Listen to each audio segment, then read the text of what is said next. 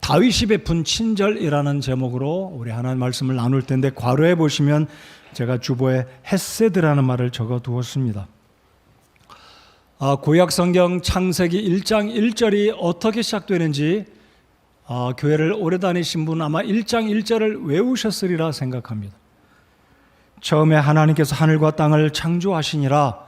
태초에 하나님의 천지를 창조하시니라. 처음에 우리 하나님 아버지께서 하늘과 땅을 그리고 모든 만물들을 창조하셨다고 선포되어지는 이 말씀은 굉장한 엄청난 놀라운 말씀이다라고 저는 믿습니다. 창세기 1장 1절 말씀은 성경을 여는 말씀이요, 우리가 보고 있고 누리고 있고 우리가 사용하는 이 모든 것들이 하나님에 의해서 지음받았다는 이 선포는 민족을 초월해서, 나라를 초월해서 철학과 학문과 모든 영역을 통틀어서 망라해서 가장 위대하고 놀라운 말씀의 선포다라고 저는 믿습니다. 자, 그렇다면 신약성경 마태복음 1장 1절은 어떤 측면으로 창세기 1장 1절과 비교했을 때 신약성경 1장 1절의 의미가 중요하다고 생각이 되어지십니까? 1장 1절에 이렇게 말씀이 기록되어 있습니다. 아브라함의 자손이시요 다윗의 자손이신 예수 그리스도의 세대에 대한 책이라. 아브라함의 자손이며 다윗의 자손이다라고 신약성경 첫 번째 책 첫 구절이 그렇게 말씀을 합니다. 자, 그러면 아브라함의 자손이다라는 의미는 무엇인가요? 우리 예수님께서 족장이시다, 리더다, 이스라엘 민족의 족장으로서 조상 중에 한 분야에 이르는 아브라함의 후손으로 이 땅에 오셨다는 것을 말씀하시고, 다윗의 자손이라는 의미는 더 강해집니다. 다윗은 이스라엘의 왕이기 때문에 우리 예수님께서 왕이시다라는 선포를 신약성경 첫 번째 구절에서 선포하고 있다라는 것입니다. 그래서 창세기 1장 1절, 마태복음 1장 1절은 놀라운 선포로 시작된다라는 것입니다. 여러분께 여쭤볼까요? 예수님께서 여러분의 왕이 되신다고 믿으십니까? 예수님이 우리의 왕이실 뿐만 아니라 우리 예수님은 온 세상 민족과 언어와 국가와 문화를 초월해서 왕이 되십니다. 자, 그런데 이 다윗의 자손이라는 예수님, 오늘 다윗에 대해서 다시 한번 말씀을 살펴볼 텐데요. 제가 지난주에도 말씀을 드렸듯이 이 다윗은 예수 그리스도를 상징해서 우리에게 알려주는 인물이다. 다윗은 장차 이 땅에 오실, 우리의 입장으로는 이미 2000년 전에 오셨지만 다윗의 시대에서는 예수님은 아직 오시지 않았습니다. 그래서 다윗을 볼 때 이 땅에 살고 있던 사람들은 예수님을 이해할 수 있는, 예수님을 예표하고 상징하는 다윗을 볼 때 예수님 또한 우리에게 이러한 친절과 사랑을 베푸시는 좋으신 분이다라는 것을 성경을 통해서 알 수 있게 된다는 것입니다.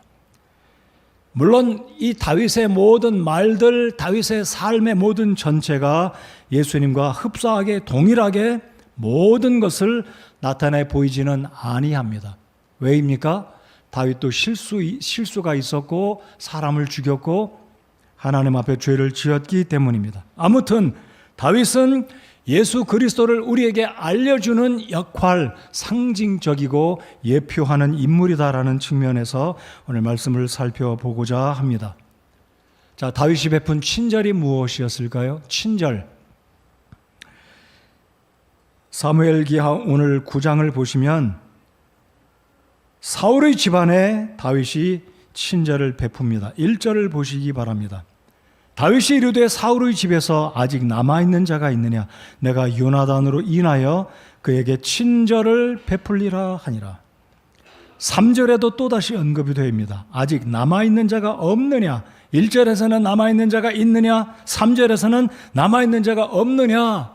강조해서 두 번씩이나 다윗의 마음은 사울의 가정에, 사울의 집안에 생존자가 있는가 묻고 있다는 겁니다. 여러분, 역대상 8장을 보시면 다윗의 이 질문처럼 사울의 집안에 남은 자는 사실 거의 전멸되고 없는 것 같았습니다. 역대상 8장을 보시면 사울에게 4명의 아들이 있었습니다. 우리가 잘 아는 요나단이죠. 다윗과 요나단. 두 번째 아들은 말기수아, 셋째 아들은 아비아달, 그리고 네 번째 아들은 이스보셋이라고도 하는 에스바알이라는 네 아들이 있었습니다. 근데 여러분 사무엘기 상을 보시면 맨 끝부분에 가면 3부자가 전쟁터에서 다 죽고 말아요. 사울과 세 아들이 다 죽습니다. 첫째, 둘째, 셋째 아들이 다 죽어요. 아주 끔찍하죠? 안 된 일이죠? 어떻게 하면 그런 일이 있을 수 있을까? 세 아들이 다 죽습니다. 그리고 마지막 남은 아들이 이스보셋입니다. 근데 제가 지난주에 말씀드릴 때 이스보셋은 이 요압 장군이 아브넬을 죽이고 이스보셋이 이제 북왕국 아버지 사울의 뒤를 이어 왕이 되었지만은 이 요압의 간교로 말미암아 아브넬이 죽자 아브넬 밑에 있던 부하 장군들이 이스보셋을 또 죽여버립니다. 자, 그러니까 사울의 집안에는 남아있는 자가 표면적으로는 없는 거예요. 아들 넷 다 죽었습니다. 자, 근데로 우리가 생각해 봐야 될 것은 이 사울이 하나님 말씀에 불순종했기 때문에 하나님은 선지자 사무엘을 통해서 그런 예언을 하시지 않습니까? 하나님께서 너를 버렸다. 이 말씀처럼 사울도 세 아들이 다 죽었고 마지막 네 번째 아들마저 죽어버렸습니다. 자, 그런데 마지막에 한 점 혈육이 남아있는데 그 아들이 누구였습니까? 사울의 첫째 아들 요나단의 아들 무비보셋입니다. 자, 오늘 9장에 보면 다윗이 사울의 집에 남아있는 자가 있느냐, 아직 남아있는 자가 있느냐, 3절에 아직 남은 자가 없느냐, 내가 그에게 하나님의 친절을 베풀리라 라고 말씀합니다. 자, 그렇게 사울의 집안의 모든 아들들은 다 죽었습니다. 손자만 남아있습니다. 자, 손자 이야기 무비보셋은 오늘 설교의 핵심 인물이기 때문에 잠시 후에 말씀을 드리겠고요. 사무엘기 하 3장을 열어보시면 대조적인 모습이 나와 있습니다. 잠깐 우리 사무엘기 하 3장을 열어보실까요? 사무엘기 3장을 보시면 1절 말씀이 대조적으로 기록이 되어 있습니다. 1절 하반절에 보시면 사울의 집은 점점 약하게 되니라. 말씀드린 것처럼 사울의 네 아들, 그 장성한 네 아들, 듬직한 네 아들이 다 죽었습니다. 근데 앞구절 보실까요? 사울의 집과 다윗의 집 사이에 오랫동안 전쟁이 있었으나 다윗은 점점 더 강하게 되고 사울의 집은 점점 더 약하게 되니라. 그리고 2절에서 성경은 이렇게 기록합니다. 다윗의 아들들이 태어나는데 암놈, 길르압, 압살롬, 아도니아, 스바디아, 이드르엠, 솔로몬은 아직 언급이 없어요. 자, 얼마나 대조적입니까? 사울의 네 아들은 다 죽었는데 3장 1절에서 다윗의 집안은 점점 흥왕하고 잘 되더라. 그리고 2절 이하에 다윗의 네 아들이 있었음을 언급하고 있는 것은 이것이 우연이 아니라 하나님 말씀의 대조적인 모습을 보여주고 있다는 거죠. 하나님 말씀에 불순종한 사울의 집안은 전장에서 3부자가 다 죽고 마지막 남은 이스보셋마저 살해당하는, 죽음도 보통 죽음이 아니라 전부 다 살해당한 거죠. 그런데 다윗의 집안은 아들들이 계속 태어납니다. 자, 그리고 9장에 보시면, 자, 9장으로 돌아오시면 이 3장부터 9장까지 오기까지 보시면 다윗이 전쟁을 해서 모압도 정복합니다. 암몬도 정복합니다. 북쪽으로 시리아까지 올라가서 주변에 있는 근동에 있는 국가들을 다 정복하고 다윗은 태평성대를 누리게 됩니다. 자, 그리고 생각이 드디어 났어요. 누구와의 약속이 생각났냐면 다윗이 청년 시절 때 사울의 추격을 피해서 도망 다니던 시절 이 사울의 첫째 아들 요나단과 함께 맺었던 약속이 생각나서 사울의 집에 아직 남아있는 자가 있느냐, 내가 1절 하반절에 요나단으로 인하여 그에게 친절을 베풀리라라고 말씀을 하고 있는 것입니다. 친절을 베풀겠다. 여러분, 누군가 여러분에게 친절을 베풀면 얼마나 기분이 흐뭇하고 좋습니까? 기분이 좋잖아요.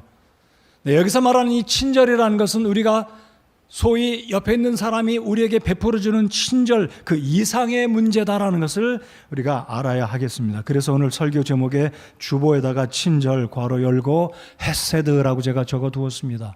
이 헤세드는 친절이라는 의미도 포함이 되지만 자비, 긍휼, 사랑, 간략히 줄여서 말씀드리면 은총이다라는 것입니다. 은총. 그래서 미국 사람들이 여자아이들, 딸아이들의 이름을 그레이스로 짓지 않습니까? 은혜가 있어라. 우리 옆에 분에게 그렇게 한번 이야기해 볼까요? 은총 가운데 사십시오. 여러분, 은총을 받는다는 것은 굉장히 좋은 거잖아요. 자, 그러면 다윗이 사울의 집안에 은총을 베풀기로 작심한 것, 이거는 예사스러운 일이 아닙니다. 왜입니까? 과거로 돌아가 볼까요? 다윗이 청년 시절에 나라를 구한 용사, 정말 용사였습니다. 왜요? 골리앗을 무찌르고 힘들어하던 멸망의 위기에 있던 이 나라를 구했는데 자기의 장인어른이자 국왕이었던 사울은 이 충성스러운 신하 다윗을 향하여 시기하고 군사를 풀어서 자기의 사위이자 나라를 구한 다윗을 죽이려고 했기 때문에.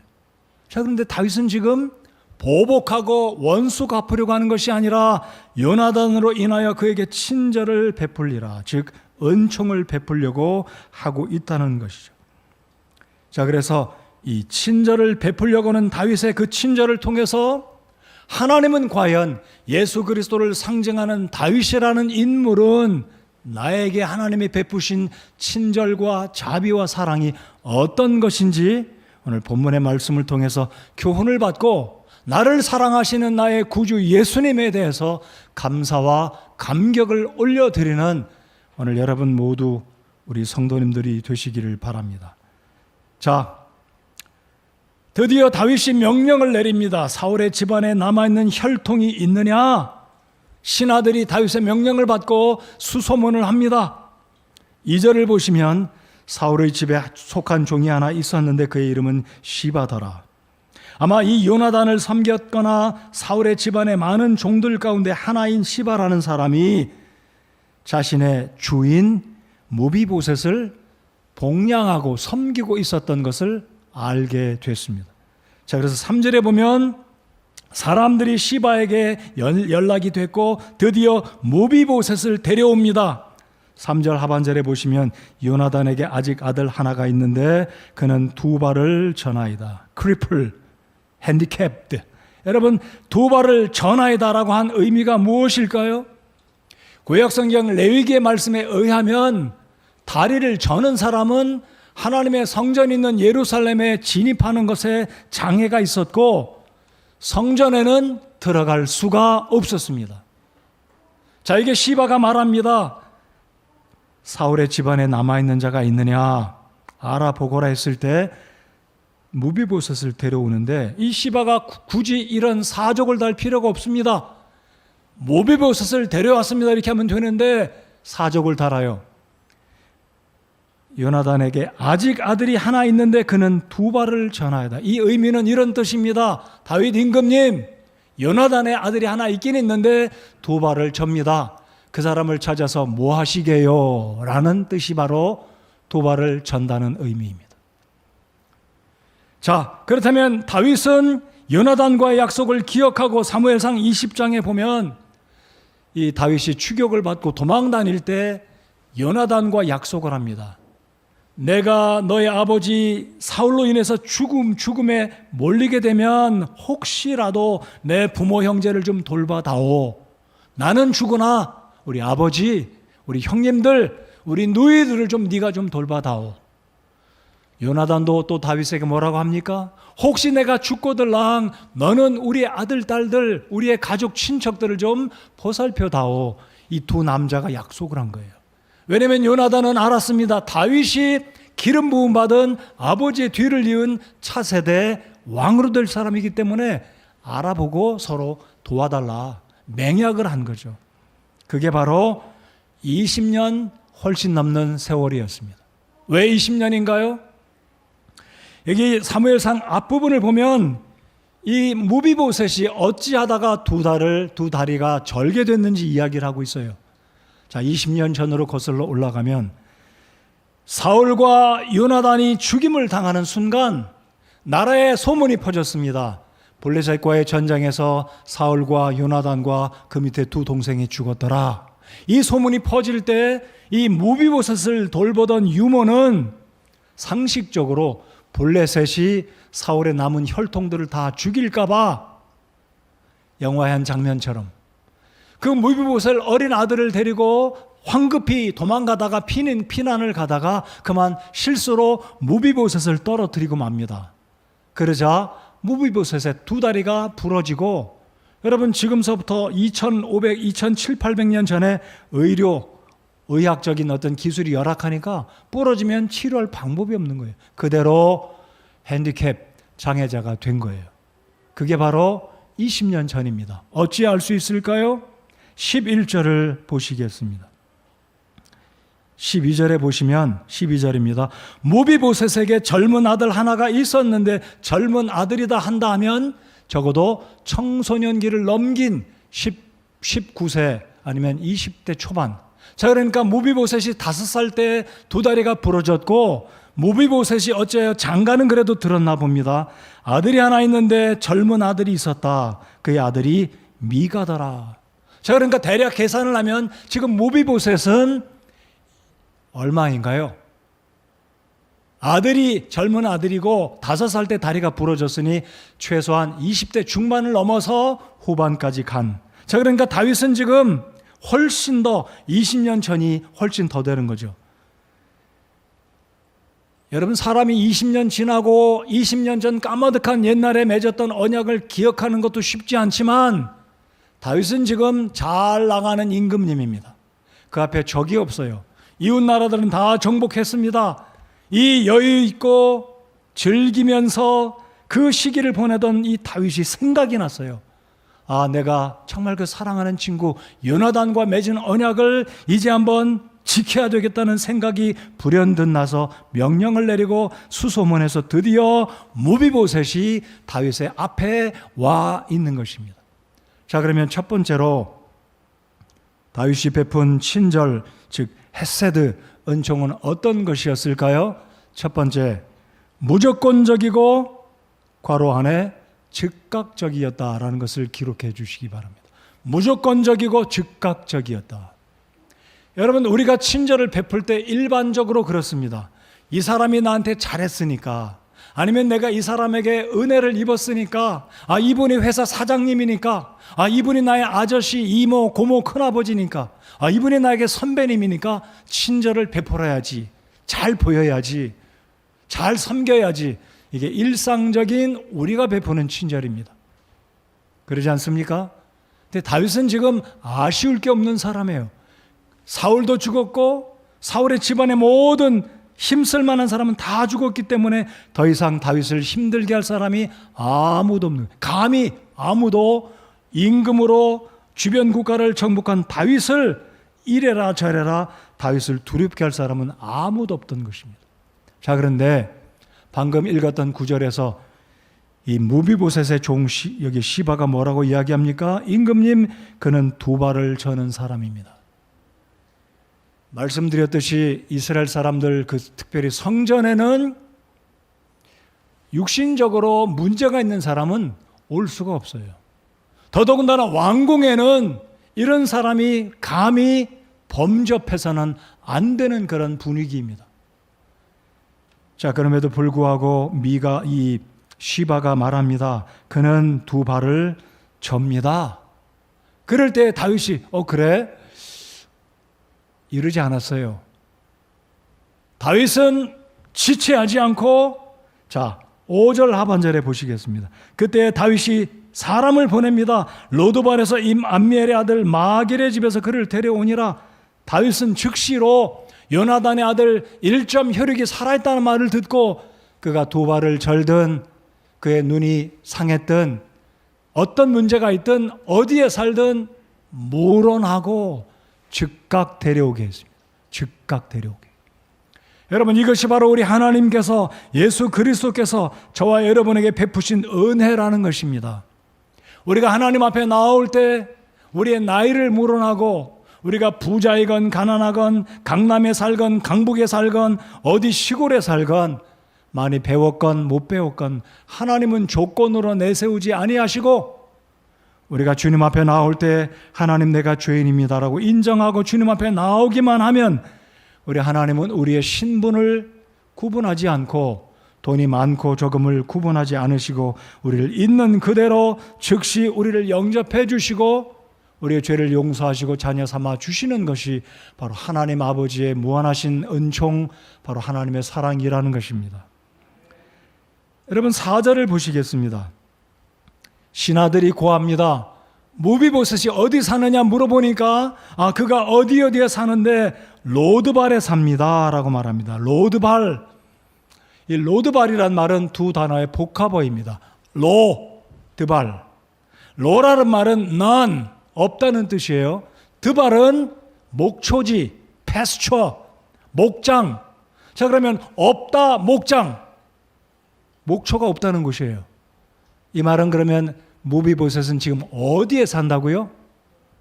황무한 곳에 산다는 겁니다. 여러분 이스라엘 백성들의 직업이 뭡니까? 유목민이잖아요. 자, 유목민이 사는 이 이스라엘 예루살렘 근방에 바로 이 아버지도 죽고 할아버지도 죽고 과거에 왕자로 살았던 무비보셋이 두 발의 절뚝이며 그것도 강남에 사는 게 아니고 서울에 사는 게 아니고 저 시골 황무한 곳에 요즘 말로 표현해 볼까요? 조그만 구멍가게도 없는 교통도 열악한 지하철도 없고 버스도 없고 열악한 곳에 한참을 걸어가야 버스를 잡을 수 있는 그곳에 황무한 곳에 살고 있는 두 발을 절룩이는 이 무비보셋을 다윗은 지체하지 않고 불러들여서 왕궁에 초청을 하고 있다는 것입니다. 여러분 이 로드발이란 말은 우리의 영적인 삶이 이와 같다는 거예요. 하나님을 모르고 빈공한 영적으로 빈공한 삶에 사람들이 알아주지 아니하는 잊혀버린 거기에다가 도발까지 저는 핸디캡을 지닌 사람들이 알아주지 아니하는 여러분 무비보셋은 왕손입니다. 아버지가 살아있다면 할아버지가 살아있다면 말 그대로 떵떵거리고 목에 힘주고 좋은 옷 입고 맛있는 음식을 먹고 살아야 될 이 무비보셋입니다. 근데 이 무비보셋이 이렇게 떨어진 거예요. 이것은 영적으로 우리에게 무엇을 보여주냐면요, 여러분 가운데는 물질적으로 잘 사는 분이 있을지 모르겠습니다. 직장도 직업도 괜찮지만 그러나 사실 하나님 앞에 나오지 못하는 황무한 곳에 살아있는 이 영적으로 죽어서 하나님을 알지도 못하는 하나님이 우리에게 베푸시는 이 영적인 축복과 관계가 없는 멀리 떨어져 있는 로드발이라는 곳에 살고 있는 영적으로 빈공에 있는 이 모습을 무비보셋을 통해서 우리 자신의 영적인 빈공한 모습을 볼 수 있어야 한다는 것입니다. 자기 발로는 설 수 없는 두 발이다 저는. 그래서 아마 그는 양쪽 겨드랑이에 이 뭐를 짚고 다녔겠습니까? 상상하시기 바랍니다. 이것이 바로 예수 그리스도를 모르는 사람들의 영적인 현 주소, 영적인 여러분의 모습이라는 겁니다. 잘 살고 많이 배웠고 건강하고 가진 것은 있을지 모르겠지만 한편으로 보면 우리의 영적인 삶은 로드발에 살고 있고 영적인 모습은 두 발로 서지 못하는 크리플, 핸디캡을 가지고 살고 있다는 것이 여러분의 영적인 현 주소라는 사실을 우리는 깨달아야 한다는 것입니다. 여러분 구원 받으셨습니까? 다윗은 무비보셋은 어디에 살고 두 발이 절뚝인다 했을 때 지체하지 않고 그를 불러들였고 왕궁으로 초청을 합니다. 이것이 바로 다윗 왕이 베푼 즉각적인 무조건적인 은혜라는 것입니다. 여러분 구원 받으실 때 하나님이 조건 세우셨어요. 너 성경 백독하고 오너라. 너 대학 졸업하고 오거라. 너 재산 얼마까지 불리고 오거라. 그러지 않으셨어요. 있는 그대로 내가 하나님 앞에 죄인됨을 인정하고 뉘우치고 회개하고 예수님을 나의 구주로 영접하는 순간 하나님 우리를 값없이 단번에 영원히 구원해 주신 것을 믿고 감사를 드리십시다. 이게 바로 다윗을 통해서 하나님께서 무비보셋에게 베푼 그 친절 헤세드의 은혜가 오늘 저와 여러분에게 이미 주어졌던 예수 그리스도 안에서 우리가 누리고 있는 이 놀라운 축복을 보여주고 있다는 사실입니다. 자, 무비보셋이 다윗 앞에 왔을 때 어떤 모양일까요? 6절을 보시겠습니다.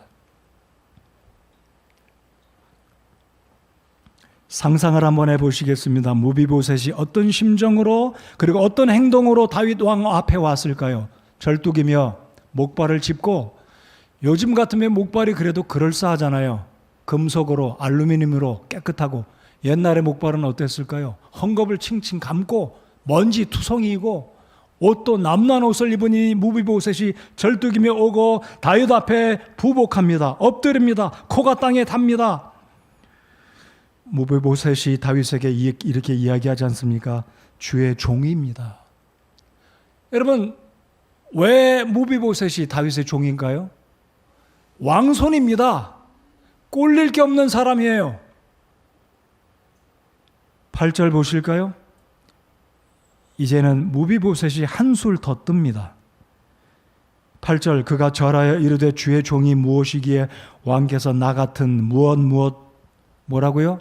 죽은 개 같은 나를 돌아보시나이까. 여러분, 이 무비보셋이 자신을 뭐라고 표현합니까? 죽은 개 같은 나를. 여러분, 이스라엘 백성들은 개를 쳐다보지도 않아요. 부정한 동물이라 만지지도 않습니다. 돼지는 물론하고 개는 그렇게 생각합니다. 근데 무비보셋은 살아있는 개도 아니고 죽은 개와 같은 나를 돌아보시나이까. 자, 그렇다면 왜 무비보셋은 자신도 왕손이고 사울의 손자이고 다윗의 절친 요나단의 아들인데도 불구하고 벌벌벌 떨면서 코를 땅에 대면서 주의 종입니다, 죽은 개 같은 나를 돌아보십니까? 라고 겸손의 겸손. 왜 그랬을까요? 무비보셋은 알았던 거예요. 무엇을요? 자기 할아버지가 무고한 다윗을 죽이려고 군사를 풀어서 수년 동안 10년 이상을 쫓아다닌 것을 알았던 거예요. 숨어 지내면서 어떻게 하나 내가 발각되면 나는 끝일 텐데, 그 기구한 운명, 숨어 지내는 무비보셋 늘 두려움 가운데 있는 겁니다. 오고 가는 소식을 통해서 다윗이 왕으로 등극했다, 헤브론에서 왕이 되었다, 이제는 남쪽 유다만이 아니라 북쪽까지 온 이스라엘 나라의 왕이 되어서 모압도 암몬도 멀리 시리아까지 정복하고 다윗은 온 세상에 두려울 것이 없는 막강한 군주가 됐다는 소식을 무비보셋은 들은 것입니다. 혹시 저 다윗이 우리 할아버지가 자신을 힘들게 했다고 마지막 남은 나를 붙들어다가 죽이면 어떻게 하나, 벌벌벌 떨면서 두려움 가운데 지금 다윗 왕 앞에 있는 것입니다. 다윗은 묻지 않습니다. 오히려 다윗은 친절을 베풉니다. 자, 9절을 보실까요? 그때에, 성경이 참 재밌습니다. 왜 그때라고 표현했을까요? 무비보셋이 떨고 있을 때, 두려워할 때. 그래서 다윗이 그러잖아요. 7절에 두려워하지 말라. 두려워하지 말라. 내가 너의 아버지의 친구니라. 내가 왕이지 않느냐. 내가 너에게 은총을 베풀리라. 자, 9절, 그때 왕이 사울의 종 시바를 불러 그에게 이르되 사울과 그의 온 집에 속한 모든 것을 내가 내 주인의 아들에게 주었나니. 자, 7절 하반절을, 우리 7절을 다 같이 읽어보겠습니다. 7절 시작. 다윗이 그에게 이르되 두려워하지 말라. 내가 내 아버지 요나단으로 인하여 반드시 내게 친절을 베풀고 내 조상 사울의 온 땅을 내게 도로 주리라. 나는 계속해서 내 상에서 빵을 먹을지니라 하니. 여러분, 지금 다윗이 어떤 은혜를 베풉니까? 상상할 수 없는 기가 막힌 은총을 지금 베푸는 거예요. 자, 이것이 바로 다윗이, 예수 그리스도를 상징하는 다윗이 무비보셋에게 베풀고 있는 은총이라는 것입니다. 우리 주 예수 그리스도는 저와 여러분의 이런 한량없는 은혜를 지금도 베풀어주고 계심을 믿고 감사를 드립니다. 여러분, 이제 두 번째로 다윗이 베푼 친절은 어떤 친절이었습니까? 즉각적이고 무조건적인 은총일 뿐만 아니라 두 번째, 다윗이 베푼 은총은 약속한 것은 반드시 실천하고 이행하는 은총을 준 것입니다. 아까도 말씀드렸잖아요. 20년이 더 됐어요. 요나단 죽어버렸습니다. 사실 다윗은 은총을 안 베풀어도 괜찮아요. 죽었으니까요. 그러나 다윗은 친구 요나단과 맺었던 약속을 기억하고 아직도 사울의 집에 남아있는 자가 있느냐. 여러분 1절 3절에 요나단의 집에 남아있는 자가 있느냐, 요나단의 혈육이 있느냐 묻지 않았습니다. 성경은 어떻게 기록하고 있습니까? 사울의 집안에. 여러분 다윗이 10년 이상 도망 다녔어요. 다윗은 어찌 보면 마음 한편으로는 사울을 죽이고 싶은 마음도 있었지만, 아니 2번을 죽일 수 있었지만, 창으로 2번 찌를 필요도 없이 죽일 수 있었지만 다윗은 사울을 죽이지 않았습니다. 왜요? 하나님이 기름 부어 세운 왕이기 때문에 그의 권위를 인정하고 존중해서 죽이지 않았어요. 근데 사울을 생각만 하면 다윗도 인간인지라 사람인지라 때로는 화도 나고 섭섭하고, 아니 나의 장인이 어찌 저럴 수 있을까? 장인이잖아요. 예, 다윗은 요나단을 찾은 것이 아니라 먼저 1절과 3절에 보면 사울의 집에 아직 남은 자가 있느냐 없느냐라고 묻고 있다는 사실. 자, 이 의미는 다윗은 요나단으로 인해서 모비보셋을 선대하고 있다는 겁니다. 그럼에도 불구하고 다윗은 사울의 집에 남아있는 자라고 묻고 있는 것은 그만큼 다윗은 요나단과의 약속을 중시하고 20년 수년 전의 일이지만 다윗은 약속한 것은 반드시 이행하고 지키는 다윗의 믿음을, 다윗의 성실함을 볼 수 있다는 것입니다. 자, 다윗은 누구를 상징하는 인물이라고 말씀드렸습니까? 바울이라고요? 사무엘이라고요? 예수님입니다. 자, 그러면 우리 예수님은 얼마나 신실하신 분이신지, 우리에게 약속하신 것은 반드시 어떻게 하시는 분이시라고요? 이행하시는 분이십니다. 믿으십니까? 자, 우리 예수님께서 우리에게 어떤 약속을 하십니까? 자, 먼저 7절을 보시기 바랍니다. 7절. 방금 읽지 않았어요? 두려워하지 말라. 내가 너를 친절히 여기고 내 할아버지의 땅을 도로 주겠고 너는 계속해서 내 상에서 먹을 것이다. 이게 무슨 의미인가요? 너 이제 더 이상 로디발에 살지 말고 광야에 살지 말고 숨어 지내지 말고 왕궁으로 오거라. 너는 날마다 아침, 점심, 저녁 킹스 테이블에서 만찬을 먹을 것이다. 여러분 얼마나 맛있는 호화스러운 음식인가요? 왕궁에서 다윗의 왕의 테이블에서 먹을 거예요. 날마다. 7절 보십시오. 너는 계속해서 내 상에서 빵을 먹을지니라. 10절 보십시오. 그러나 내 주인의 아들 모비보셋은 항상 내 상에서 빵을 먹으리라 그랬습니다. 항상 지속해서 다윗이 모비보셋에게 베푼 이 약속, 이 은혜, 이 은총은, 이 약속은 한 번으로 끝나는 게 아니라 지속해서 계속해서 이행하는 것입니다. 둘 중에 하나겠죠. 모비보셋이 죽든지 다윗 왕이 죽든지 지속되는 은총, 이 계속되는 약속의 이행, 누구 때문에요? 요나단 때문에. 사랑하는 성도 여러분들, 우리 하나님 성부, 하나님 아버지, 우리 하나님 아버지는 저와 여러분에게 이 성경의 약속을 해 주셨습니다. 그래서 농담으로 사람들이 그러잖아요. 약 2첩만 잘 달여 먹으면 문제 없다고. 그 약이 뭐라고요? 신약과 구약이. 여러분, 성경은 약속의 책입니다. 그래서 영어로 테스트먼트, 약속입니다. 그래서 옛날 약속이기 때문에, 이스라엘 백성들에게 주로 준 약속이기 때문에 구약 성경을 가리켜 Old Testament, 구약. 우리에게 주신 약속은 예수님이 오신 이후에 새로 주신 약속, 신약의 말씀 중에 정말로 우리에게 복음의 약속, 신약, New Testament라고 하잖아요. 그래서 하나님 말씀은 약속입니다. 이 약속은 그러므로 오늘날도 지속해서 하나님께서 이행해 주고 계심을 믿으시기 바랍니다. 이 약속은 한두 달 가고 그치는 게 아니에요. 이 약속은 하나님이 나 이제 에너지 다 빠졌다, 내 능력 다 가랬다, 고갈됐다, 끝. 이게 아니라는 거죠. 영원히 지속되는 다함이 없는 무궁무진장한 하나님의 약속은 능력 가운데, 은혜 가운데, 자비하심 가운데 우리에게 공급해 주시는 다함이 없는 지속되어지는 은혜인 줄 믿고 감사를 드리시기 바랍니다. 바로 이것이 다윗에게 무비보셋에게 베풀어진 은혜인데 바로 이 은혜, 이 은총이 하나님께서 우리에게 주시는 은총이다라는 것입니다. 자, 그러면 오늘 제가 주보에 3가지를 적어두었습니다. 하나님은 신약 성경을 통해서 우리에게 어떤 약속을 주십니까? 첫 번째로 회개하고 예수 그리스도를 주로 믿는 자는 죄들을 용서받고 하나님의 자녀가 되는 약속을 주십니다. 믿으십니까? 구원의 약속, 약속 중에 최고의 약속, 성경의 핵심의 약속, 영생의 약속을 하나님은 오늘 이 시간도 주고 계신다는 것입니다. 혹시 여러분 아직 구원받지 않으신 분, 죄 용서받음이 없는 이 죄 용서받았다는 이 확신이 없으신 분, 불안해하시는 분, 두려워하시는 분, 이 약속의 말씀이 오늘도 여러분의 약속, 여러분에게 주어진 약속인 줄 믿으시기 바랍니다. 그래서 신약 성경에 하나님께서 우리에게 주신 약속은 회개하고 예수 그리스도를 나의 주님으로 믿기만 하면 하나님의 자녀가 되는 영생의 약속을 주님은 오늘도 주고 계신다라는 것을 확신하시기 바랍니다. 그래서 요한복음 1장 12절에 뭐라고 말씀하십니까?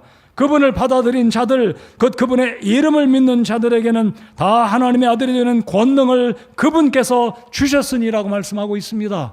오늘도 여러분이 예수님을 여러분의 주님으로, 여러분의 구주로 믿으시기만 하면 하나님께서, 그분께서 여러분에게 하나님의 자녀가 되는 권능을 주신다는 것을 믿으시기 바랍니다. 두 번째 약속, 어떤 약속을 신약 성경은 우리 예수님은 오늘도 주고 계십니까? 세상 끝날까지 내가 너희와 함께 하겠다.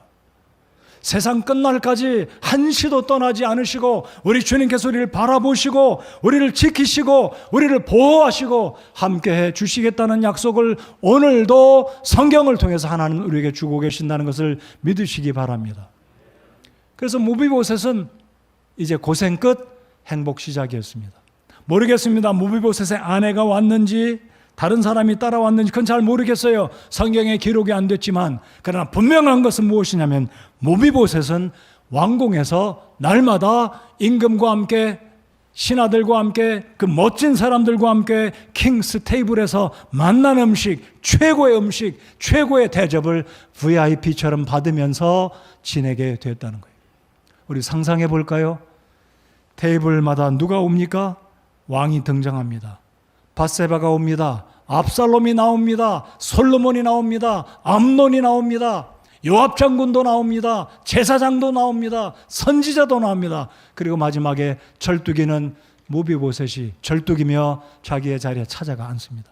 그러나 그 누구도 무비보셋을 깔보거나 왜 여기 왔느냐, 코를 막고 눈을 찡그리고 손가락질을 하는 사람은 감히 아무도 없었을 것입니다. 왜요? 그에게는 약속이 시행되고 있었기 때문입니다. 누구의 약속입니까? 감히 다윗 왕이 함께 동석하라는 이 축복의 은총을 무비보셋에게 주었는데 누가 코를 막고 눈을 감고 찡그리며 너 왜 왔냐고 거리를 두고 왕따시키겠습니까? 아무도. 어느새 무비보셋도 왕자와 같은 훌륭한 옷을 입었고 맵신하는 모습으로 머리에 기름을 바르고 얼굴에는 올리브 기름을 바르고 번듯한 모습으로 딱 앉아서 왕의 음식을 먹고 있었다라는 것입니다. 우리가 주님과 동행하며 이 약속의 말씀대로 살아가는 한 우리 하나님 아버지께서 저와 여러분을 지키시고 사탄도 우리를 조롱하지 못하고 그 누구도 우리를 깔보지 못하는 하나님의 아들, 딸의 신분으로 이렇게 주님 앞에 나와서 예배를 드릴 수 있습니다. 하나님 아버지 그 은혜의 보좌 앞에 나가서 담대하게 기도를 드릴 수가 있는 것을 믿고 확신하며 감사하시는 여러분 모두가 되시기 바랍니다. 하나님의 약속은 지금도, 이 약속은 지금도 이행 중이다라는 사실입니다. 감사하시기 바랍니다. 자, 세 번째로 다윗 왕이 이 무비보셋 가련한 이 사람에게 베푼 약속은 무엇입니까? 변함없이 항상 지속되고 있다. 지속되고 있었습니다. 멈춘 게 아니었습니다. 자, 10절, 13절을 우리 13절 한번 보실까요? 사무엘상 19장, 사무엘하 9장 13절 우리 다 같이 한번 읽어보겠습니다. 시작.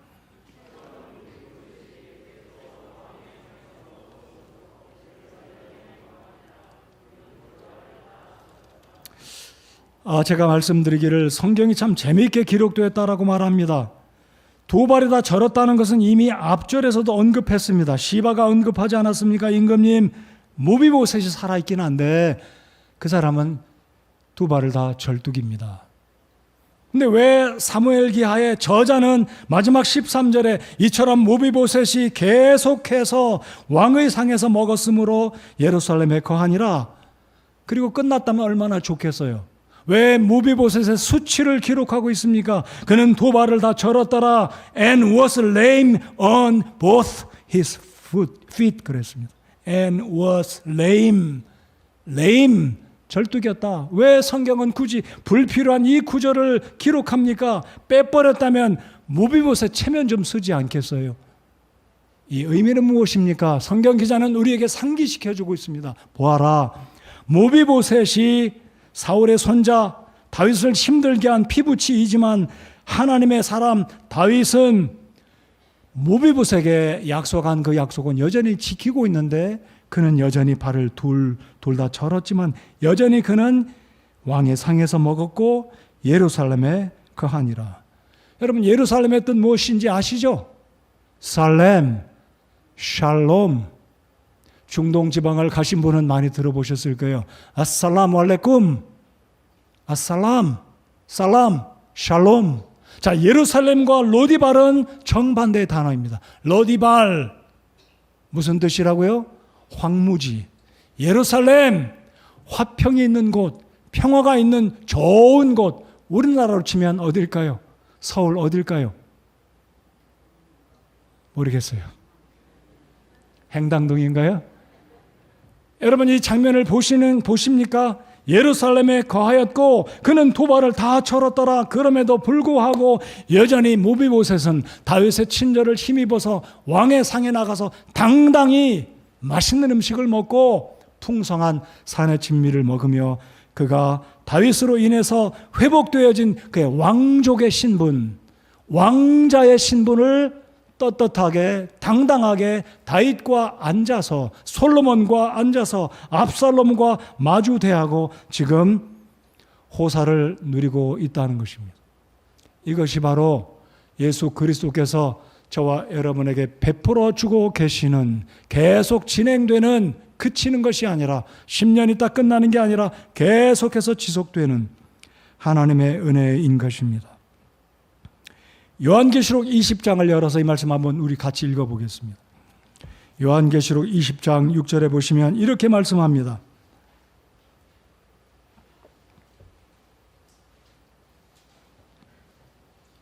요한계시록 20장 6절입니다.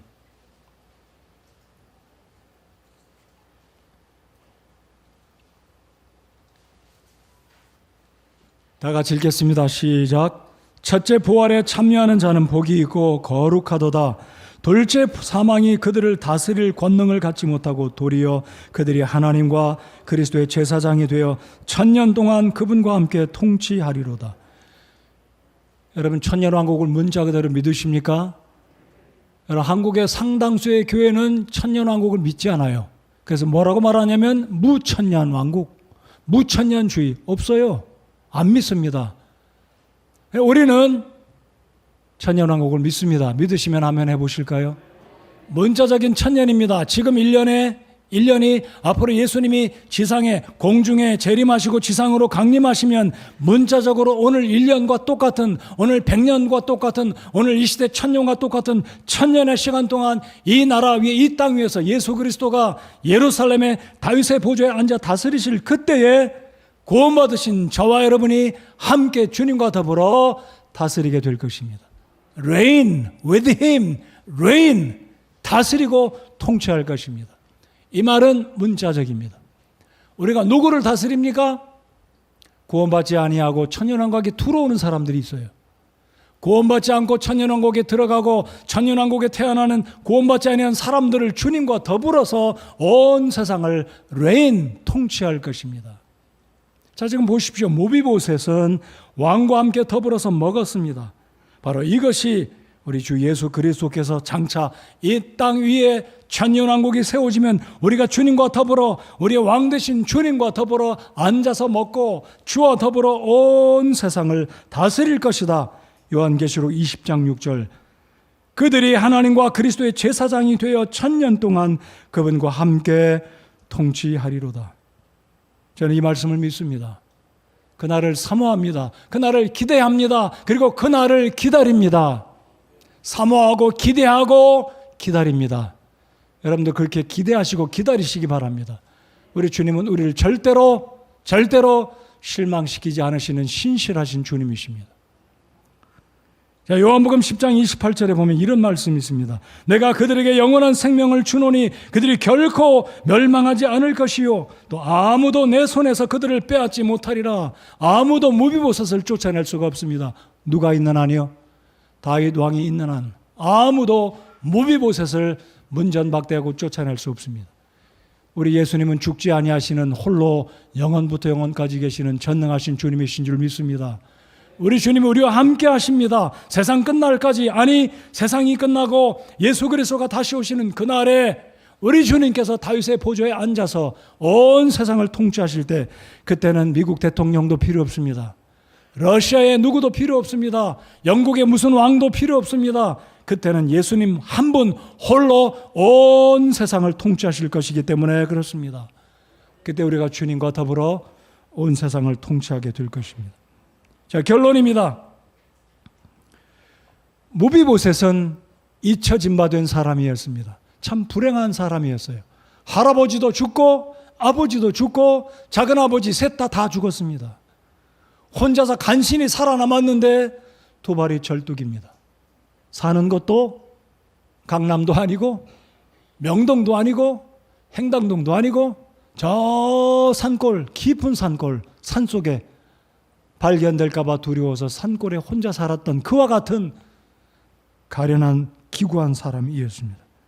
그러나 그가 소위 말해서 다시 이 역전의 은혜를 입을 수 있었던 것은 누구 때문입니까? 무비보셋이 잘나서가 아니에요. 한 사람 때문입니다. 누구 때문에요? 다윗 때문이에요. 바로 우리 주님 때문에 우리 인생이 바뀌어져야 합니다. 내 힘으로는 바뀌어질 수가 없어요. 여러분 혹시 어느 정도 쓸만한 돈이 있으시다면 걱정 안 하실지도 모르겠어요. 그러나 그것도 잠시 잠깐입니다. 공수래 공수거 세상 떠날 때 아무것도 못 가져갑니다. 권력도 돈도 아무것도 우리를 지켜주지 못합니다. 그러나 예수 그리스도 전능하신 하나님만은 우리를 건져주시고 죄로부터 영원한 지옥 형벌로부터 우리를 건져주시고 예수 그리스도가 우리를 지켜주시는 그 은총을 내가 받아들이기만 한다면 우리가 살아있는 동안 그 은총을 누리게 될 것이고 이 세상을 떠나면 천국에서 주와 함께 영원히 주와 더불어 살아가게 되는 이 축복이 우리 모두에게 오늘 이 아침 시간에 주어져 있다는 사실을 믿고 감사하시기 바랍니다. 여러분 이 무비보셋은 숨지 않았어요. 다윗 왕이 찾는다 할 때 비록 두려운 마음으로 다윗 왕 앞에 엎드려 무릎을 꿇고 죽은 개 같은 나를 돌아보냐고 이렇게 이야기는 했지만 무비보셋이 복을 받을 수 있었던 것은 나아왔다는 거죠. 두려움을 무릅쓰고 수치를 무릅쓰고 절뚝이면서 남루한 그 옷을 먼지를 뒤집어 쓴 그 모습으로 다윗 왕 앞에 나아왔을 때 삶이 바뀌어지게 됐다는 거예요. 여러분 주님 앞에 나오시기 바랍니다. 더 이상 지체하지 마시고 자비하신 우리 주님 앞에 전능하신 그 주님 앞에 오늘 이 아침 시간에 그렇게 나오시면 주님께서 단번에 여러분을 맞이해 주시고 용서해 주시고 우리 주님이 예비하신 천국의 모든 축복들을 여러분의 것으로 우리 주님께서 단번에 주실 것입니다. 사랑하는 성도 여러분들, 우리 멋진 우리 주님, 전능하신 우리 주님, 신실하신 우리 주님, 그 헤세드의 은혜, 은총을 받아 누리시는 이 험한 세상 믿음으로 그 주님의 은혜 가운데 나오시는 더 이상 로디발에 은둔하고 숨지 마시고 예루살렘으로 평화의 땅으로 주님 존전 앞으로 우리 주님 앞으로 나오실 때 우리 주님께서 우리를 영접해 주시고 우리를 부추겨 주시고 힘 주시고 기쁨 주시고 우리의 손을 붙들고 인도해 가실 것입니다. 어디까지요? 주님이 다시 오실 그때까지. 기도하시겠습니다.